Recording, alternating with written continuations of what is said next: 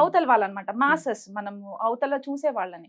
So ఇక్కడ మనకి ద్వితీయాధిపతి ధనస్థానానికి, సప్తమాధిపతి దశమ స్థానము, లాభస్థానము, ఇవి మనకి మెయిన్ ఇంపార్టెంట్ హౌసెస్ అన్నమాట.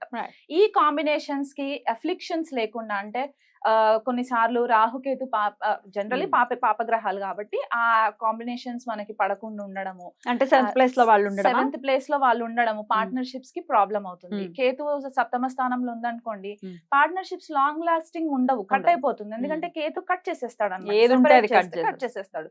అండ్ రాహు సప్తమంలో ఉండి పార్ట్నర్షిప్స్ అంటే మన పార్ట్నర్ మనల్ని ఎంతవరకు మనం వాళ్ళని నమ్మచ్చు అనేది మనకి తెలియదు. ఎందుకంటే చీటింగ్ ప్లానెట్ అక్కడ వచ్చేస్తుంది కాబట్టి అక్కడ వర్కౌట్ అవ్వదు అనమాట. ఇవన్నీ పక్కన పెడితే మెయిన్ కారకుడు బుధుడు అండి. బుధుడు మనకి ట్రేడ్ మార్క్ అన్నమాట. బిజినెస్ కి వచ్చేసరికి ఆ వాక్చాతుర్యం ఉండాలి, ఆ కమ్యూనికేషన్ స్కిల్స్ ఉండాలి. సో మనకి థర్డ్ హౌస్ ఇన్వాల్వ్మెంట్ వచ్చేసింది అంటే మనకి ఆన్లైన్ బిజినెస్ వచ్చేస్తాయి. మిథున రాశి పడిన థర్డ్ హౌస్